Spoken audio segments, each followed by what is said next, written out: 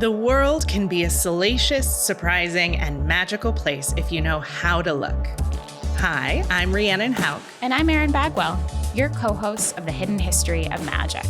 This week, we are offering something brand new for our podcast listeners, the chance to be dropped inside a one-on-one workshop about how to get signs from your ancestors and learn to flirt with the universe. During the workshop, we will share what exactly is a sign. How do you establish and use signs with your guides, ancestors, your art projects, and the universe at large? And how do you know a sign really is for you and you aren't just making it up in your head? We will answer commonly asked questions and even share the number one mistake beginners make. Plus, you'll get access to a meditation practice that you can use to receive signs right now. Our friend Katie says the signs workshop opened my eyes. Asking for signs is more accessible than I could have imagined.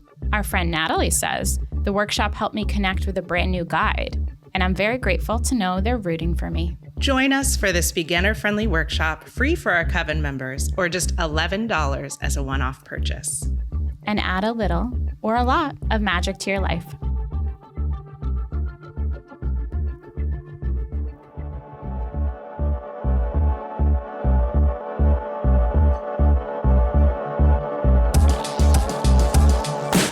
Welcome to the Hidden History of Magick WitchTV, where we share how you can do the magic behind each episode. During this conversation, inspired by Battle of the Fates, we deep dive our beliefs about the soul's blueprint and the celestial library known as the Akashic Records. Plus, we talk about whether or not you can change your fate and debrief the best way to manifest. You already know the history. Let's dive into the magic. Rhiannon, we're gathered here today to talk about the Battle of the Fates, to talk about fate, our relationship to it, how we navigate it as intuitives, and explore so much more. How are you today before we dive into our topic? I'm feeling great. I took a very rare nap today. It's 10 a.m. I've already taken a nap. A mother can never have too many moments of rest. I know.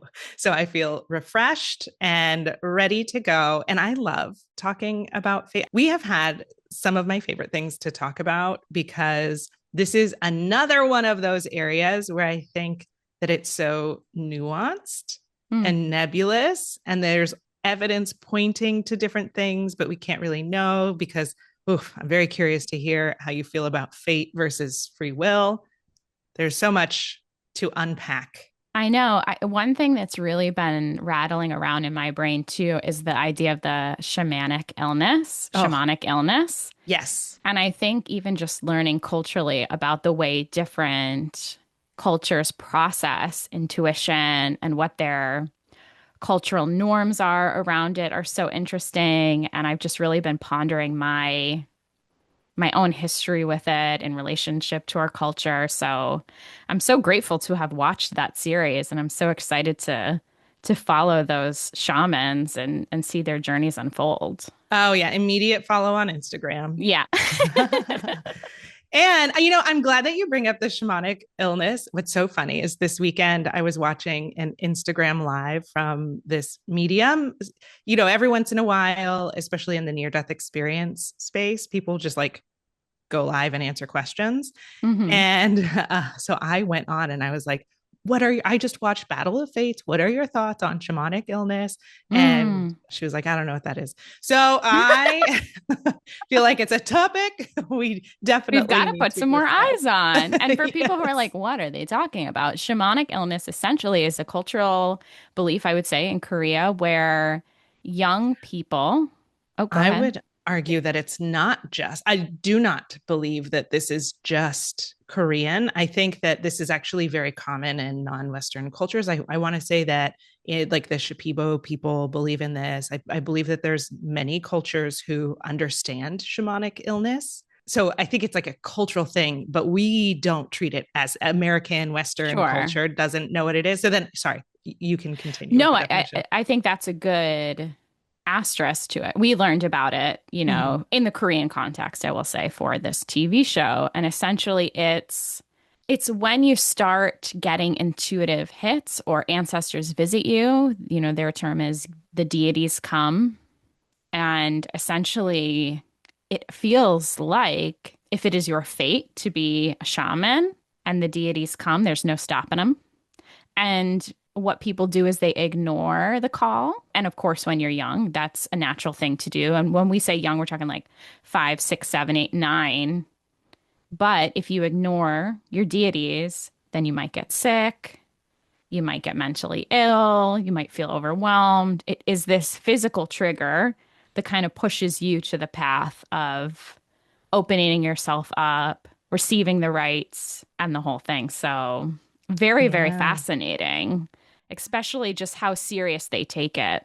Yes, I every time that it came up, because what's really fun about Battle of Fates is that you get a little bit of backstory for each person, that like in the American Idol or Great British Bake Off, you get to learn a little bit. And it was the shaman that were like, oh, when I was this age and I had shamanic illness, like all of them had a really hard youth, a Mm, really hard time. And in a way, it seems like the only way to resolve it was to step into their gifts and hmm. be of service to the world as shaman, Yeah. which I think is a really interesting thing. But it also seems like shamanic illness also encompasses the like isolation and loneliness. Mm. And our girl, Lee Subin, you know, that was one thing that kept coming up for her was like how lonely she was, how lonely she was. Yeah, well, her story was really interesting because she, it seemed, didn't have a very traditional childhood. Once she accepted the deities, she was working right away and she was kind of learning to train her gifts. And so, yeah, that would isolate you on the playground if you're, Yes. talking to people's ancestors and, dealing with problems and grief, that adults Absolutely. have to deal with. It's really fascinating. She was a standout character and person to watch on the show for sure. Do you feel like you had shamanic illness? Um, it's interesting. Okay, so I think I think that shamanic illness is something that happens, right? I think Mm-hmm. it can show up as physical illness, and I think that it can also show up as a challenging path Mm-hmm. because in some way it when I read it, what I understood it to be was an initiation. And to be initiated, you know, it's you got to do a trial by fire kind of thing. Mm-hmm. And so I am very fortunate that I don't believe that I've had shamanic illness in the body sense, or Yeah. even, I mean, I guess would OCD count, but I don't necessarily think I've experienced in that sense. Mm-hmm. I have had, you know, I have had OCD, I have had anxiety, I've dealt with a lot of grief, but I think my version of it, the thing that brings me to my knees, is more like external hard path stuff, Mm. where I've had in my life multiple times where I have been reset to zero, Right. regardless of like whatever success I had up to that point. Then I get kicked out, or like something pushes me out of the nest, and suddenly I'm like, how am I homeless and poor again? Mm-hmm. And so that is the to me, it feels like that was more my initiation path, was going through every time that I was building something on trying to be normal, Mm. it would come tumbling Ding dong. down. Yes. And so I think that that's more my version of it. And so I always immediately was like, okay, what psychic stuff do I have to do? I think the more that I can just surrender to following that, then Mm-hmm. not that it's resolved, or but it reminds me to get back into focus or alignment or whatever. What about you? Yeah, I've been really reflecting on it. And I think I agree that I don't think it was anything, but it's hard to say. I think the word shamanic illness sounds so big and heavy. And so I think our Western eyes are like, oh, we didn't go through that or we didn't experience that. But I wonder if everybody has a little bit of that, where it pushes them or puts them in the closet in some way. We're all Mm, grappling with how we want to be seen and what kind of gifts we let in. But it's interesting. I'm trying to remember the first time I had depression, and I think it was in the sixth grade. Oh, And I wow. think that's when my gifts started opening.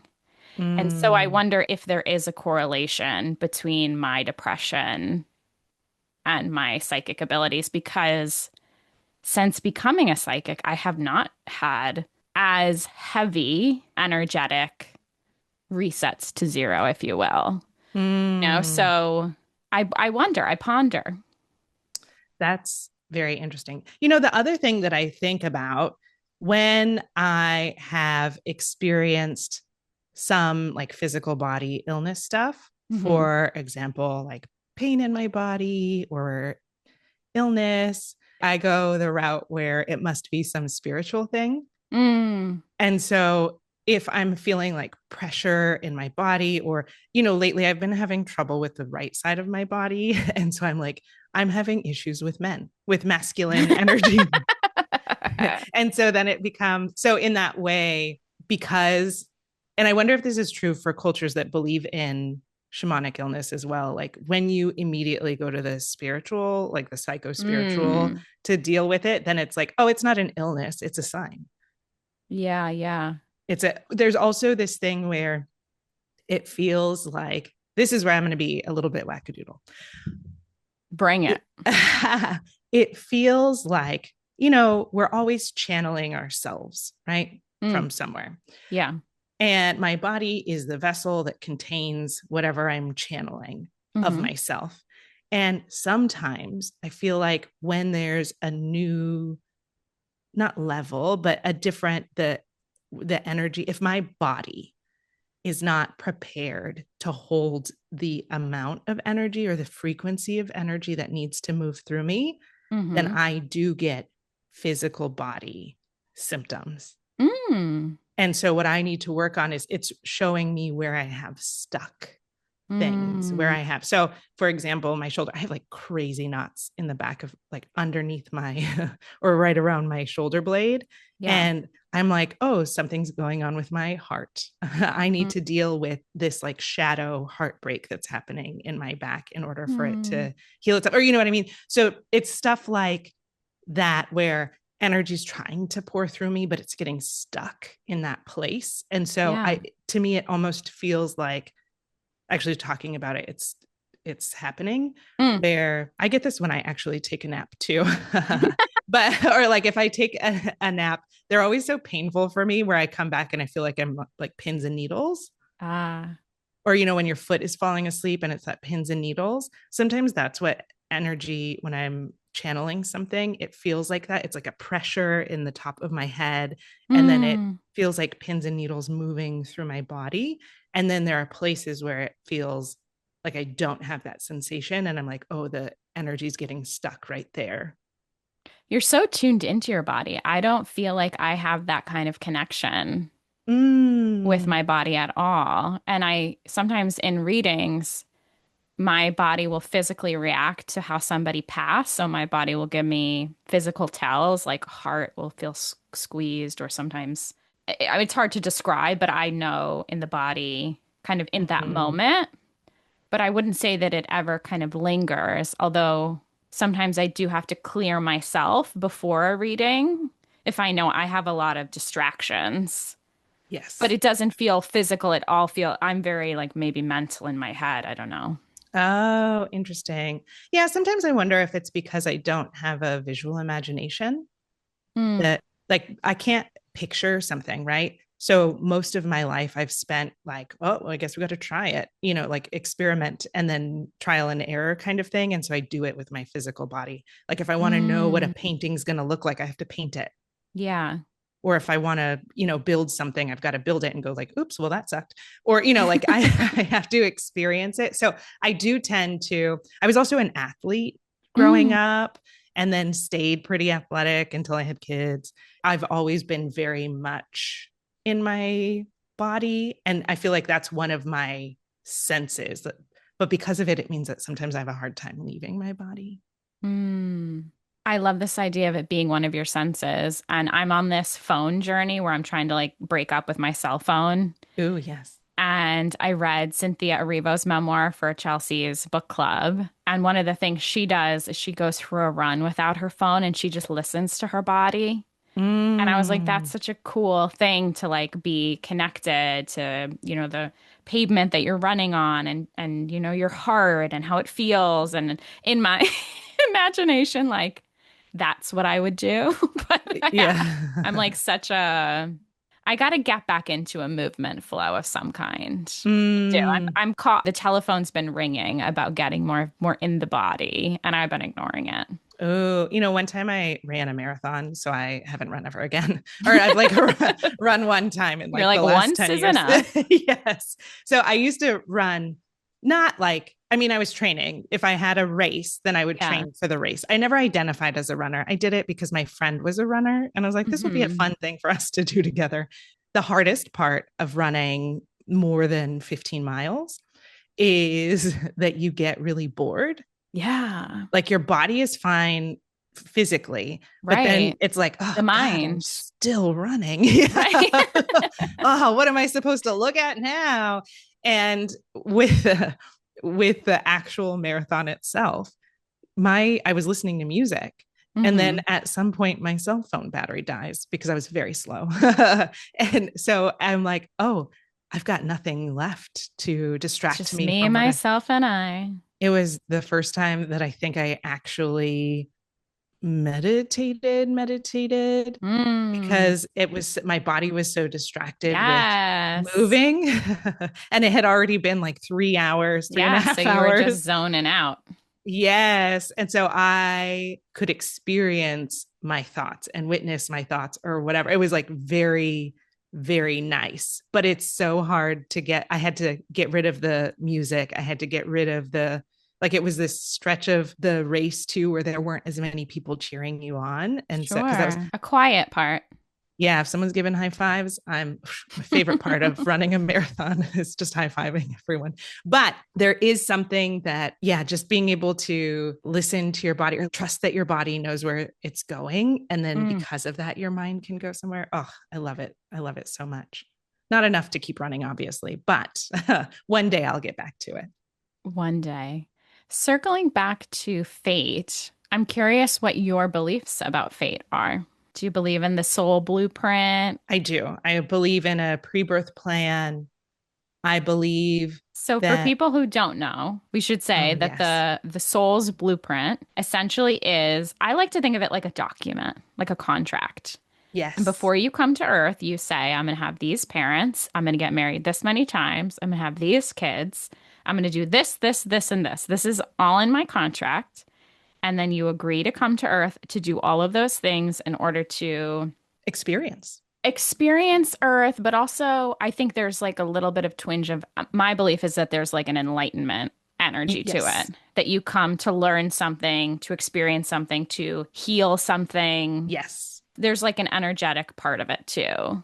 Absolutely. There's like a theme of your life that's part of the contract. And then depending on the theme is how you decide. And what's amazing about this idea is that we actually have a few different sources that reveal that this is part of the process. There are people who, oh, I want to say it's the book Many Lives, Many Masters. I love that book. It's so good. And I love it because I love that book. so he is a hypnotherapist and I want to make this book into a movie oh, that would be great. Yes, where because he she's fought. like time traveling back into herself as an Egyptian and then she's Yes. moved forward and then the story of the book is that essentially one woman goes to a hypnotherapist. It's one woman, right? It's In the one first woman the book. whole time. That's Yes. what makes And you it get to see so. all of her lives and as she reviews her lives, then she begins healing what she's dealing with in her physical life Yes. and And opening her gifts. she does. Yes. Like she came in my mind. She's like a quivering, anxious Yeah, woman who's having depressed. a really, really hard time. And they And can do nothing else. no. And so he's like, just, I got to get to the root. And she's the first person who goes back to a previous life, right? Well, For yeah, him. I think they'd been working together for so long and nothing was helping. So, like, no traditional work was working. So, when Yes. that happens, it's like, well, let's try something a little different and see how it goes. And it was very effective. Yes. And so in these past life regressions, in this hypnotherapy work, we know about reincarnation and past lives, but also they go to the place between lives. I have to reread it. I haven't read it in so long. I don't remember that part. Oh, is this in a different one? There's so many of I these think you could be right. I literally read it 15 years ago. Oh, okay. And then in his second book, his follow-up to it, Mm-hmm. he focuses on specific themes like why would someone be an alcoholic? Why would someone get Mm, disease? Why would someone yeah. and And they there's a go, soulmate element to the second one too, right? yes, yes. And so in that one, they go into planning for the next life in such detail where there was one person who died as a baby Mm-hmm. and then gets like taken up to the place where the soul blueprint is made. And they're like, oh, something happened. Things have changed a little bit and we got to rearrange some stuff. And so they had the experience of going like, it turns out you're going to be blind because of whatever happened in this, like he was born prematurely or something happened. Mm-hmm. You're going to be blind. So because of that, we've got to make some changes. And what was so fascinating is that there was like a woman that he was supposed to marry, but the whole time he was gay. And he was going to marry a woman because they had to go through a very particular journey. Like she needed to experience like a husband that had to come out, and he needed to experience like Coming hiding. out. Yeah. Yes. And so when it turns out that he's going to be blind, the soul of the woman that he was supposed to marry was like, you know what? This changes things for me a bit. And so, so she's like, no, thanks. And so she bounces and they have to find a new person to like, okay, well, you got to play out this theme. So when you're deciding who your parents are, who your soulmates are, who your best friends are, you're negotiating with them. Yeah. It's not a surprise like, oh, hello, you're my husband or whatever. It's Mm-hmm. you're having the conversation, and as things change, you're having the conversation of like, okay, well, this takes it a different direction and that doesn't serve my soul's purpose. Oh, I gotta reread that book. That's exciting. Yeah, Reading that it one from a was such new a good one. lens because that was such an eye-opening book to read, in Mm. my 20s that I can't wait Oh, to read it again and with a new set of eyes. oh, yes. And then the other place where we hear about the pre-birth plan or the soul blueprint is from near-death experiencers Mm, who have a hard time and die. yeah. And they have, to me, I think sometimes what leads to a near-death experience is what we would call shamanic illness, where they develop autoimmune diseases, Interesting. where they develop Yeah. heart conditions, where Sure, they sure. develop illness. Hmm. And what they've been shown is that some of these people who have like car accidents or like die on the surgery table or whatever, they're Hmm. told, we had this in your Plan. plan, in your contract, that if you weren't following your path by this point, Ooh. that we would pull you up through a death experience. We and bring you into the boardroom. yes, and remind you and show you.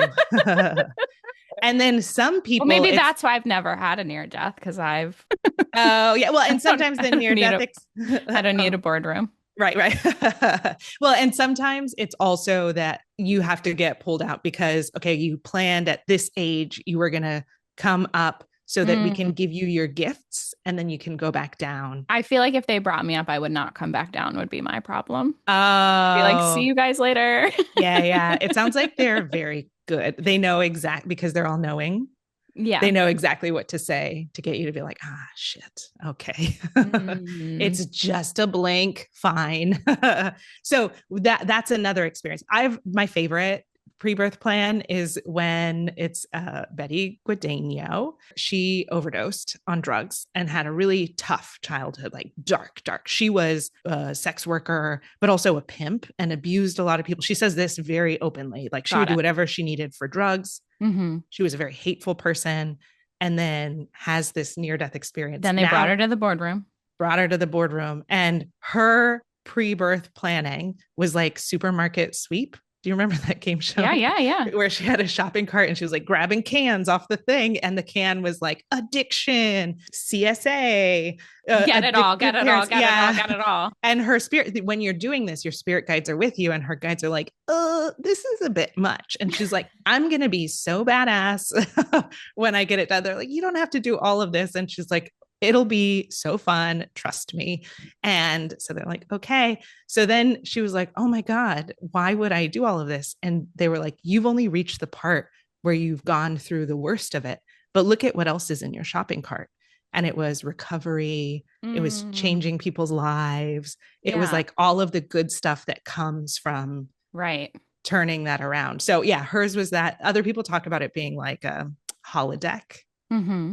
and they are almost like playing a video game where they have their avatar. There's one man who he was like, I want to be really handsome. And his spirit guide, like, I want to be 99% handsome. They're like, okay, buddy. And they told him, like, if you were that handsome, you would be a dick. And so he's like, Mm. okay, fine. I guess I'll be 80% handsome. And then he wanted to be really smart. And they were like, oh, Well, yeah. And so he's it's like, like being okay, like, I want to fine. be a billionaire. And then your guy's Yeah. like, well, I don't know. Yes. That's a lot of murder and, Yeah. And extortion. And, right. that's Is the there best. there's no ethical consumption under capitalism, like Yeah. but there are all of these accounts from people who they're not already believing this when they go to the other side. The guy who did Of many course. Yeah. Yeah. Yeah. the many lives, many masters, he was a skeptic. He was just a hypno. He was like trying to help people I quit think we're all smoking. skeptic until we experience our own Absolutely. life Yes. and see with our own eyes and our own hearts and our own bodies. And I think it's very easy to have to process it all. There's also people who come into this life without the amnesia. So they Mm. remember planning the I follow life. some children on TikTok who know everything about their Oh, past lives and like are very yes. spiritually open. Yes, yes, yes, yes, exactly. And so they all speak about the experience of like, I chose my mother, this is the path. And it's just very normal for them because it's how they came into the world. Yeah. I love that. What are your thoughts about like the Akashic records? Should we explain the Akashic records? Oh, yeah. How would you define it? It's interesting. I feel like if your soul blueprint is a contract, then the Akashic Mhm. records to me are a library. And so you can access your own destiny and the chapters in your book, but you can also float around and get other information about the world or about maybe other people in your life or other relationships. And some things are veiled. I would say this for our audience or to clients that we can't see everything. We can't look at the blueprints. We can't, because part of the journey, unfortunately, is making the mistakes Yes. and learning the process. So there's certainly things that are not available to us. But I think it's a more grand library is how I view it. Yeah. Okay. So my understanding is the same, where everything, every moment in time, I would say is recorded for our human brains to understand what that means. But Hmm. I guess my understanding is that all time exists simultaneously right now. All things that exist at the same time. So are the past lives happening right now? Is that how Yes. you feel? Yeah. Yes. So it's all parallel, which is why when I do energy work, sometimes the thing that shows up, that's like the block or creating a loop is a portal to a past life Hmm. because the themes resonate. And so it's like, oh, suddenly we're on a pirate ship and what's going on here? But I think it's happening because it's happening simultaneously. I agree. I think so too. Yes. Also, I just got a hit about you. Oh, Can I share? And we can cut out if you don't want to. yeah. It felt like your eyes were like opening, Okay. meaning like I know that you identify with not being able to see clairvoyantly. I think you might be opening. Yeah. Okay. Be so disappointed about it. I know. I'll believe it when I see it. No. Yeah, it's like, yeah, which doesn't surprise me either because I feel like our gifts are always shifting and evolving and moving around. But Yeah. that's why I believe it. Last November, December, I was having this weird spiritual awakening. That's kind of when like I reached out to you because Yeah. all this stuff was happening. And suddenly I was experiencing like the simultaneity of time where Hmm. I used to be able to bilocate, but suddenly it was hard for me to do energy work because suddenly I'm in 10 places at once. And Hmm. I'm like, oh no, I'm getting distracted by this other. Suddenly I'm like having a conversation with Isis. And doing this Mm. energy work over here, and stuff was, I felt so spread. It's very bizarre. So I went to someone and I was like, what's going on? Mm-hmm. I need help. And she told me that I will eventually get to the place where I see energy in the Mm. physical plane. Yeah. And I'm not there yet. And Ooh, maybe it's coming. I know there are certain things where I keep seeing things move around me. Mm-hmm. You're bummed about it. You're not excited. Well, it would be cool if it was like, oh, I can see your auras around you. And, like that would be if it was like colorful and bright. But so far, Yeah. it's just like, is that a Well, maybe mouse? it'll get there. Yes, yes. So we'll see. It's I used to very, be able to see when I was little, I used to be able to see shapes and colors around people. And it has only ever happened one time. And I was with a family member, and all of a sudden, it was very odd. I could see like red and blue circles all around his leg, all around like, is the femur the one that like connects your hip bone to your knee? yes. It was the strangest thing. And to this day, I don't know if it was what or how. Wow. But yeah, sometimes things will pop out in that way. Oh, that's cool. Well, I do hope that my eyes open because I think that would be really cool to experience. Hmm. And you know what? When I hear things like this, I'm like, well, what do I have to do it? And I think that's where my problem is because I'm like Mm. trying to do something about it instead of just let it Let it happen. happen. Yes. I will get on my soapbox for 30 seconds if you will allow me, Of because course. I have been seeing a lot of these ads about like Harvard is teaching like witchcraft, and there's a take a witchcraft class and learn about the occult. And I feel so triggered by this because I think the most powerful magic we can experience is through our own lives and through our own journey and through our own practice. And I do fear like a collective of witches who are like learning under the patriarchal, white supremacist, capitalistic institutions. Yes, institutionalized magic sounds terrifying to me. It's first of all, it just doesn't sound like as historians, I would say we are both amateur historians, Yeah, love the history of it, of course. But to learn magic, babe, you just got to do magic. You don't absolutely. have to get a diploma to be a witch. No, and I think there is something to, okay, so going back to this shamanic illness, right? That the initiation is the pain, is the Mm. suffering, is the experience of Yes. the ontological shock, right? Hmm. And so, yes, you do eventually learn, but it also seems like it's tradition that's passed down. There are certain cultures where you have to inherit it. Like I can't just say I'm a shaman now. You know what I mean? I would in my bloodline or lineage or whatever, it would have to be handed down. Now, that's I have a theory about this. oh yes, let's hear it. I didn't want to cut you off though. I was just going to say it's a problem in places like America where we have like colonial violence and disconnection. And everyone here, even the white people here, are disconnected through colonial violence. So we are missing the lineage. It got broken somewhere. And so where does reconnecting come in? And then it creates a slippery slope. So I'll leave it there. Yeah, absolutely. I mean, I feel like as a white person, like our culture is white. It's like I don't identify as like Irish or Scottish or any part of we've been so assimilated to just be this thing that it is very disconnected. And the thing that popped into my mind, fuck, now I lost it. Oh no.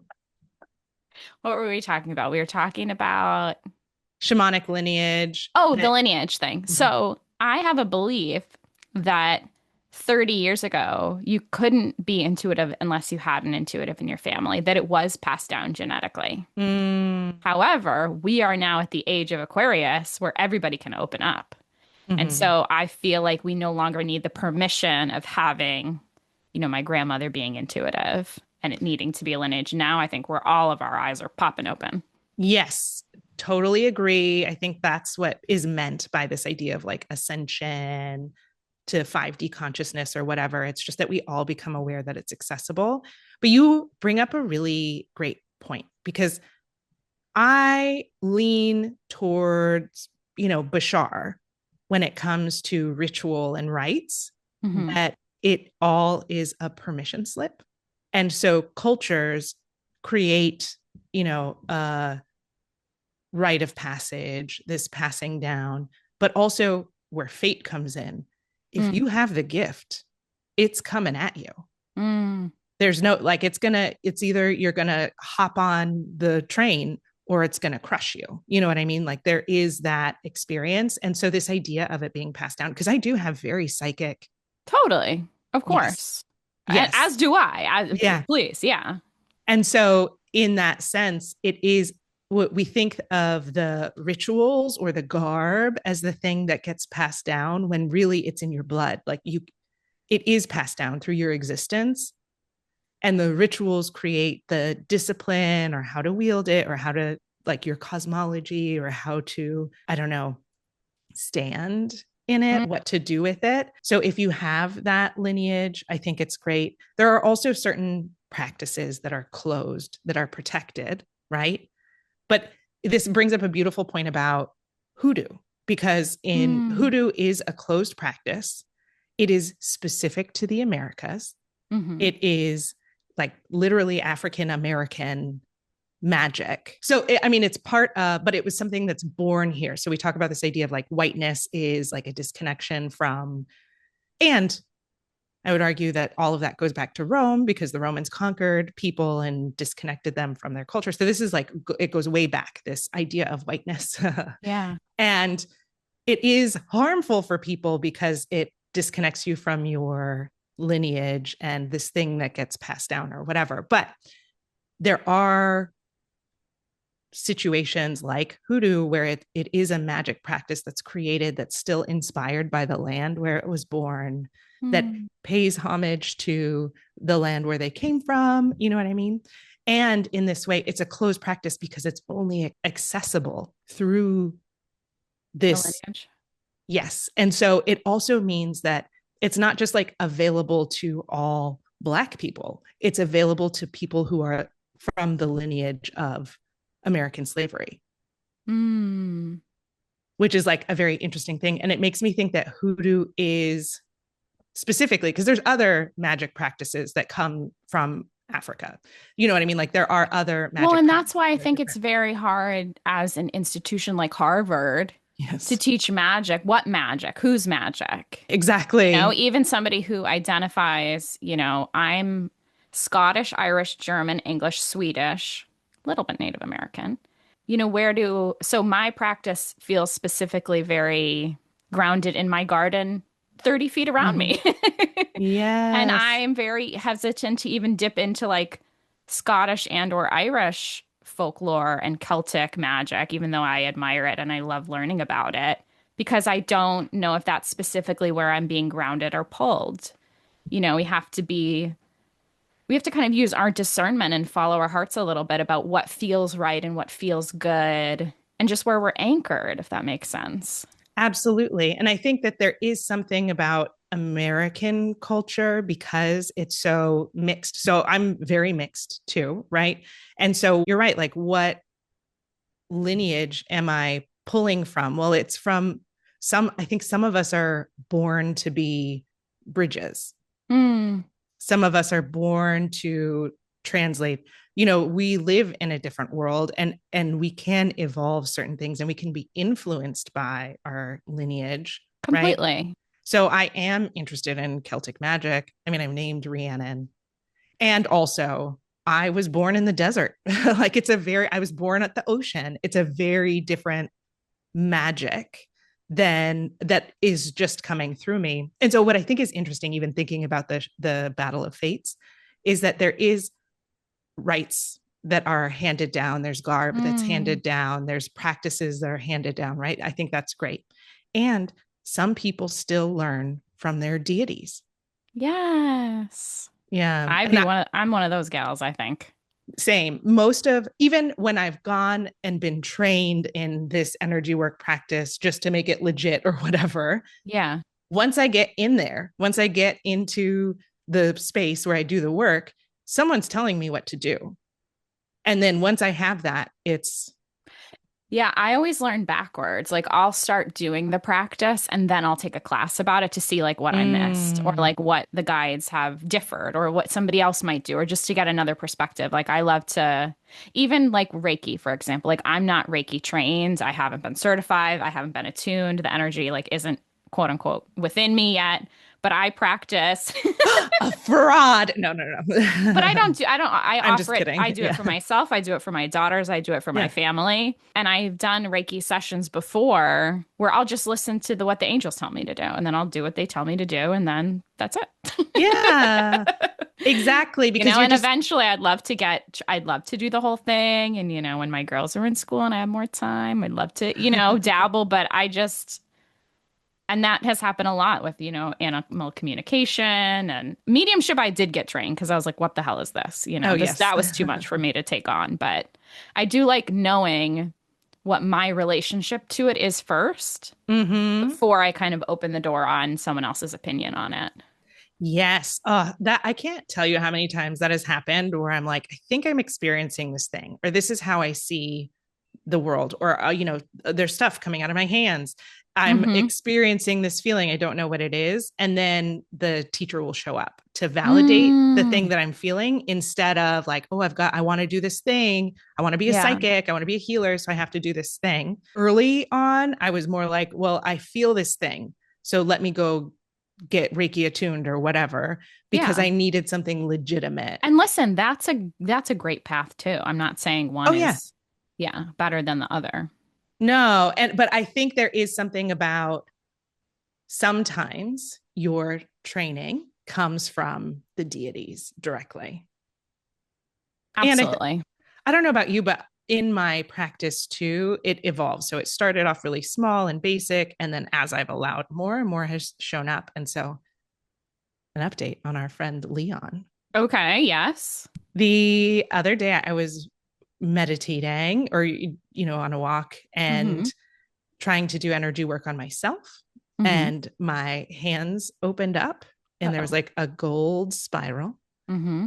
and this blue light came out. Mm-hmm.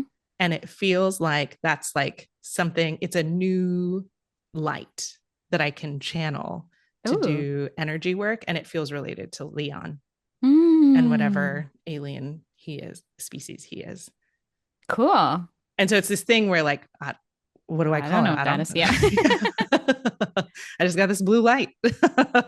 I love that. Is it in your right hand or both? It's in both, but I tend to, so the way that I'm seeing it, it's like if you're in a shower with two shower heads, this Yeah. one's like always on. And then Mm. this one is like if you Got it. need it. This Yeah. one's more like I I can gotta, see it on your right hand. That's why I asked. oh, okay. Yeah. This one I usually like scoop stuff out and do Yeah. other stuff, while Oh, this is just cool. like running the whole time. I love that. So do you think Reiki is something that's like gonna call to you in a I don't know, it's not like you already do Reiki and energy. I do. Yeah. So this is So just something you'd fold in. Is that what I'm hearing? yes, and usually what will happen, I love doing energy work with people too. So I would identify more as an energy work practitioner Yeah, than a reader. right. I'm doing readings just like to someone, please work with me, or like a I just feel for like the you sake of do. doing I it feel like you do readings though in your, but just in a different way. in a different way. Well, and it's always we reveal something and then Well, we you do do it. You something do about more it. like akashic readings. I think more blueprint Oh, stuff. okay. Yes. Cosmic blueprint is how I would define your readings. Because you're Oh, not very reading cool. like ancestors, you're reading like this is your energetic lineage, and this is like you're reading into the energy of the person. Yes. And then you also do Reiki in clearing things, Yes. So which I as define stuff, as Reiki, right? well, I call it Reiki just because I think it's easiest for Yes. people to like. For me, I grew up in an ESL house, and I think Hmm. that because of that, like language to me is to connect. So words can mean whatever you need, not whatever you need, but a lot of times it's about like we have words so that I can say what I'm experiencing and you can say what you're experiencing and then we can get it. And Yeah. so to me, Reiki is like universal life force energy that flows through your hands. It's, Johns Hopkins has studied it. It's allowed in hospitals. It's whatever. So, and I am certified in Reiki. So I do Reiki, but that was more like, it's more like I do, and I don't have a word for it. I just have energy work for it. And so there are things that flow through my hands where I can channel energy that helps clear and Yes. move stuff. Or I work with angels where they'll clear and move stuff. But yeah, so my readings are more like, yeah, I see what the big energy is. And if there's stuff that's stuck, I just help move it or clear it. Totally. But all of this came from the deities. You know what I mean? Some Mm, of it is I trained with people, they taught me modalities. And then once I got in there, they're like, okay, that was just to get you in the door. And here's totally. And so my, we need those, I don't want to say like we need those foundations yes, and we need those barriers and we need those protections too. So I think absolutely. it's great to get like, especially if you're going to take it on as a profession. You know, like I'm not Reiki certified because I don't do Reiki. Like I don't Right. offer it as a service. If it was something I was serious about, I would continue to learn about it. Yeah. Yeah. And I think so with this idea of akashic reading, so Hmm. I think that every moment is recorded, but it's not that it's recorded, it's just that it all exists simultaneously, so we have access to every moment that has ever existed, right? And to me, the akashic records isn't specifically in a library, it shows up as the stars, and the stars are all like recording devices, and they Hmm. hold our memories from all the different lifetimes that we've had. And so because of that, I think that if you like go outside and look up at the stars, you can download memories. Mm. You can be connected. I think that there are certain things, like you said, that are veiled. There are certain things where, even if you have access to other people's akashic records, like if there's not consent, you're not going to get Yeah. in. You can't, I know people who have on the internet like accessed other people's akashic records or whatever, but I think there's also records that are like collective projections of people. But everything exists, and because of that we have some kind of access to it, unless it would spoil your fun because you planned a really fun life. Like when you're making your plan and you're like, oh, your mom's going to die. This person's going to break your heart. Oh, it's going to be so cool. You're going to experience so much suffering. It's going to be awesome. So when we're on the other side, you're excited about these things. And then when we're here, it's like, what the fuck is happening? And I just need answers. And sometimes you can't get the answers because it'll spoil the fun. Mm. Do you believe you can change your fate? I think that there's not one fate. So this is where free will comes in, right? Because that's something that also many people across multiple religions have said a million times, is that we also have free will, which is Hmm. how you can get off your path, which Yeah. is how you can. So to me, the world is an open source video game where Hmm. there's the main mission, and then we can do whatever we want once we're in, like, oh, like fuck the main mission, I don't care about that, or like I'm gonna go like follow this adventure or whatever, right? Sometimes there are certain points that we have to hit, so each, I think that there are backups for everything, Mm. and that our contract is not as like sparse as mom, dad, body, Yeah. Yeah. college, that it's very dense and detailed and connected. And we Hmm. spend a lot of time creating the perfect environment for ourselves. And so, if, for example, thinking of soul mates, right? The one, if there is like the one person for you, then you're gonna meet them. Like Backup. there's no like messing that up. Yeah. Like if Hmm. there is no backup, then you're going to meet them. They'll love you at your worst. You can say the wrong thing. You can be dressed in you could have spinach in your teeth. Look at, again, Queen Victoria Victoria. and Prince Albert had dysentery the first time that they met. He spent the entire time at the toilet Hmm. because he was so sick, and they still They figured it out. Those lovebirds figured it out. Yes. And so there are paths like that, right? And then there are other situations where it's like a theme that you want to explore, and the person, the individual is like, well, it could be this one, it could be that one. And that's where our free will comes in. So just to clarify, you believe there's like main chapter markers that you like can't miss, but then there are some things that are like negotiable. Yes. Got it. Yes. And I guess it would be like if you're climbing up a mountain and there's like 20 paths, but they Yeah. all lead to one.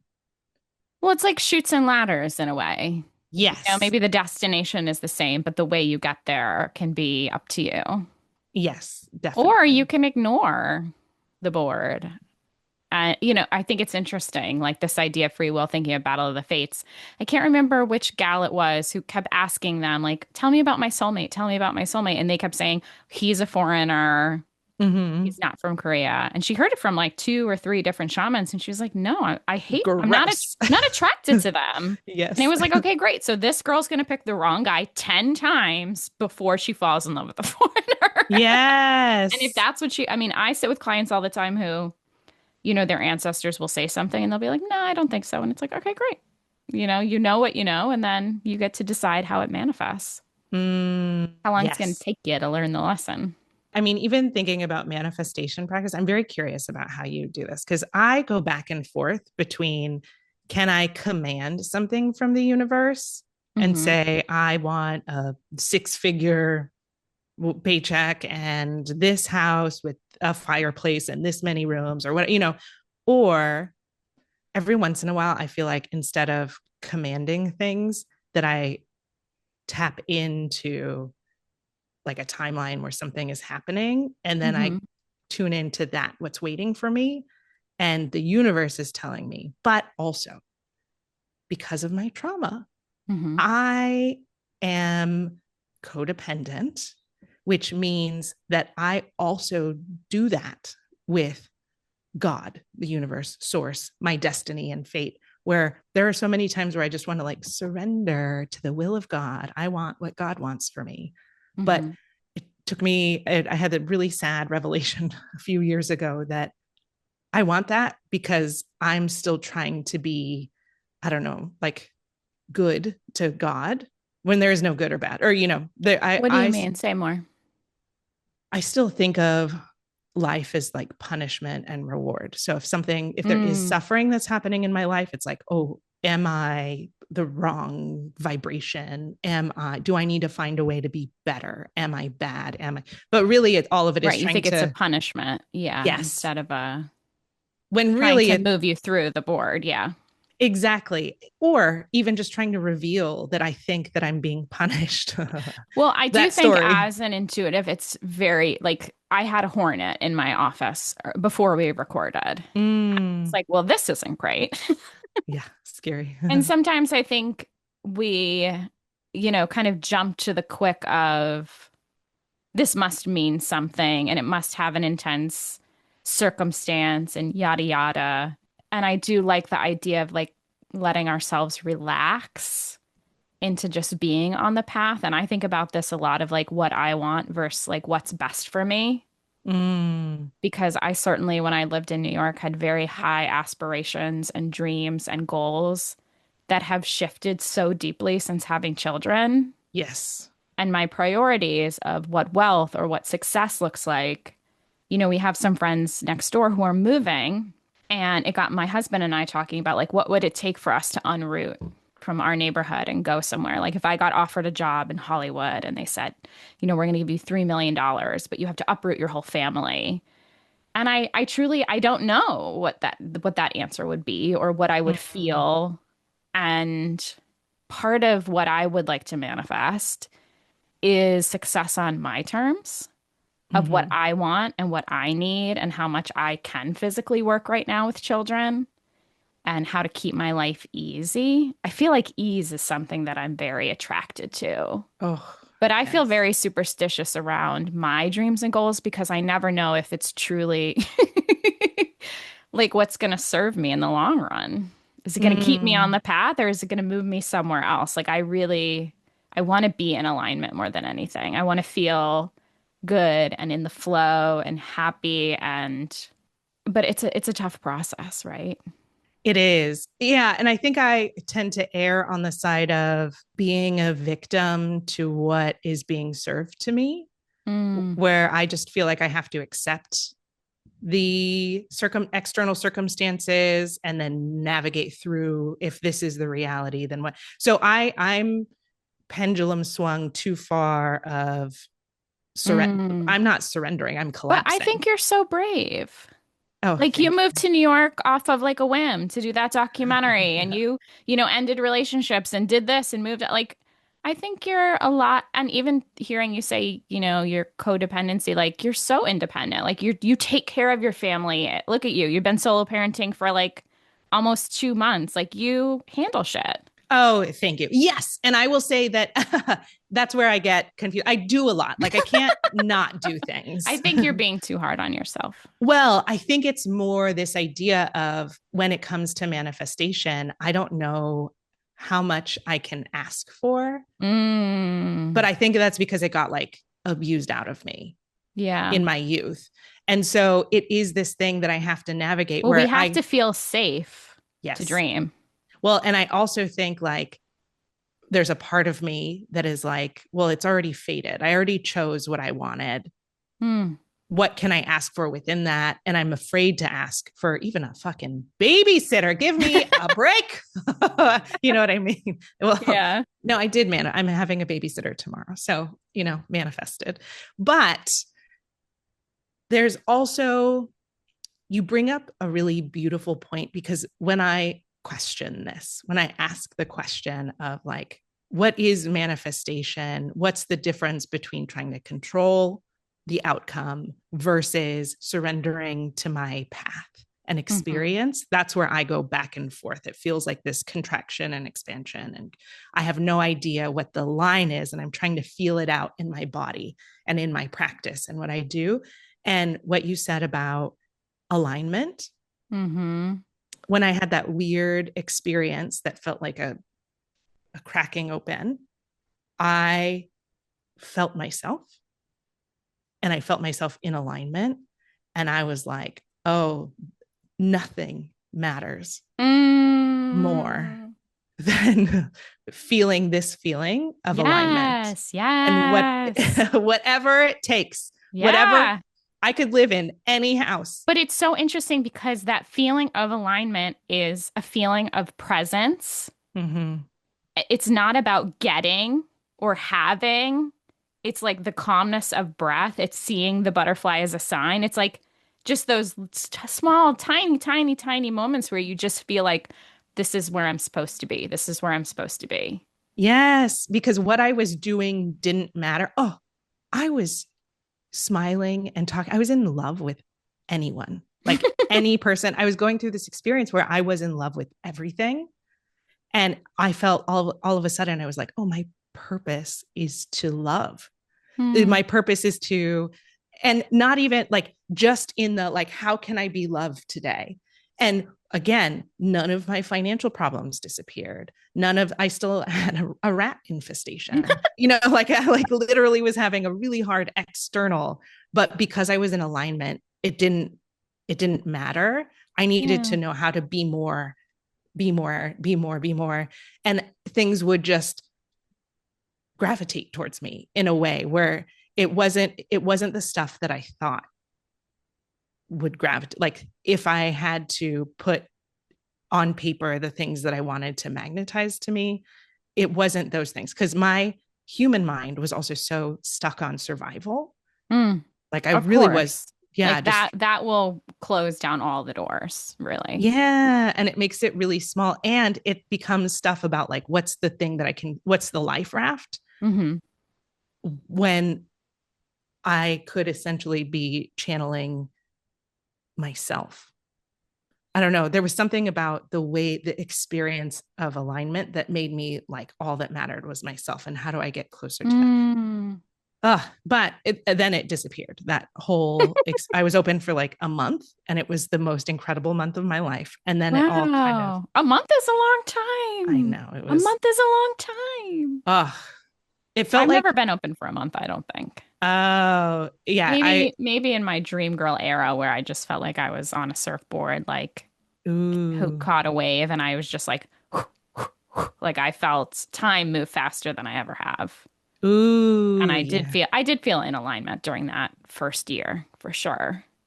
In a Yeah. way I've never felt in my whole life. Ah, it's so good. And what's beautiful is that I think that alignment evolves as we evolve. Yeah, definitely. And so it's about like catching the next wave or what, like that you're not going to ride the one wave for eternity. It's Yeah. like surfing where there's going to We be a gotta new get wave. off. Well, and then a new wave will come and then you have to wait in between the Yeah. waves. Yeah. I Mm. love ocean metaphors for life. I want to say one more thing about fate, Oh, yes. that back in the ancient like Greek mythology, people believed so intensely in their fate that they essentially, if they had good luck or bad luck, they believed that the gods smiled upon them or didn't. It really wasn't motivational for them. And so, they didn't worry too much about like becoming successful or this or that. It was like, this is my lot in life, period. And if Mm. things are going to change, it's because that's my fate. However, in our capitalistic society, we believe that the fate is in our hands. And we believe, and that essentially is a cultural idea, especially in the Western world, that forces us to work harder because we believe that we can become, self-made millionaires and we've just got to pull our boots up by the straps and, all of those metaphors. So it's really interesting too. And I have this conversation with my husband a lot about, how much time you're going to put into social media and how much energy you're going to do. And it's like, you're not going to miss what's really on your blueprint. So don't Now, freak out about it. we also only hear the stories of people who have success because Hmm. maybe success is their path.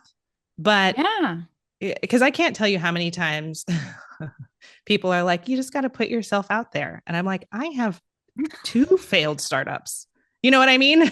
Yeah. I pitched, you know what, like I have put myself out there. There is not a doing problem. There is I'm trying to do stuff that I think is not in alignment or not in the cards for me, or Hmm. me becoming a tech billionaire or whatever apparently isn't part of it. The skills that I developed in doing that, I think, are very valuable. And the people that I met in that experience are very valuable. But Sure. Could have been on the list. Just I was know. going to move you to, just was to point you in a different direction. Yes.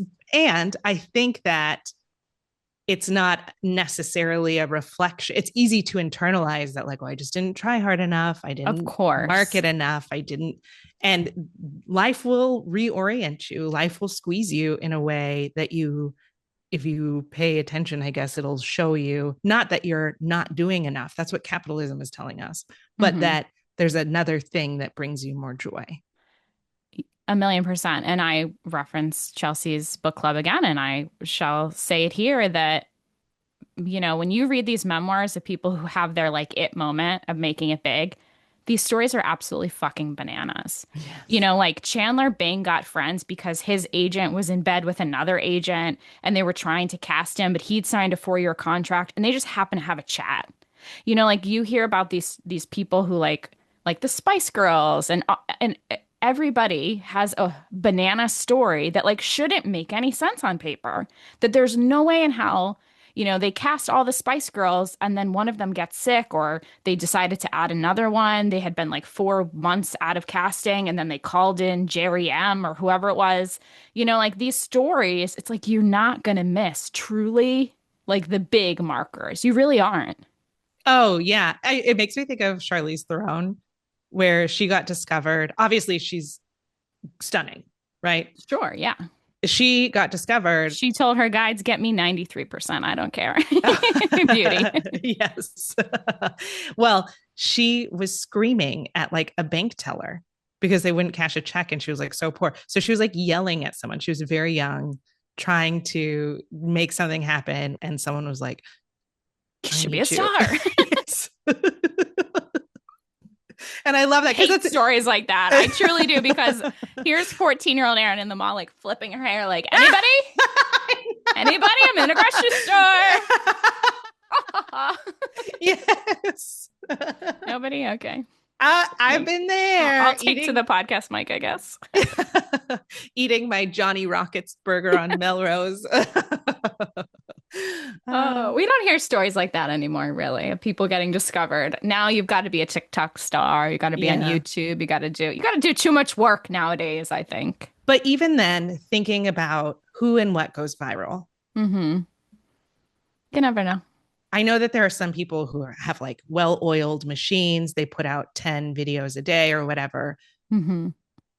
But then there's always I sent you a video of this lady who was like, my 21-year-old coworker told me I was too old for TikTok, and I stayed up till 3 a.m. and she had 3 viral videos in 24 hours. And so TikTok reached out to her and was like, here's a TikTok shop. And she's made over $9 million in her 50s and 60s on TikTok because she went viral immediately.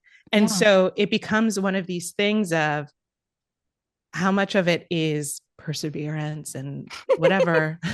And let's not forget the universe wants to work through ease. Yes. Doesn't want you to work too hard. And so how much you got to show up for the opportunities, but yes, you have to you have to put the video there. You got to upload it or else it's not going to go viral. But don't go crazy. I know how much of virality is fate. Oh, brother. Rhiannon, we talked about it all. We did. We went in all different places. If you guys haven't watched Battle of the Fates yet, give it a try. It's on Hulu. It's on Disney Plus. It's such a joy to watch. So interesting. And we'll be back next week with a brand new episode. Thanks for joining us. Thank you. Bye. Bye. Thank you so much for listening to the Hidden History of Magic. If you like the show, please rate and review us on your favorite podcast platform. This show is produced by Rhiannon Houch and Erin Bagwell. A very special thanks to our patrons who make this podcast possible. To join our coven of gorgeous witches, get bonus episodes, attend live events, and learn real magic inspired by each episode, join us on Patreon. If you would like your own personal reading from Rhiannon or Erin, check out our links in the show notes. Until next time.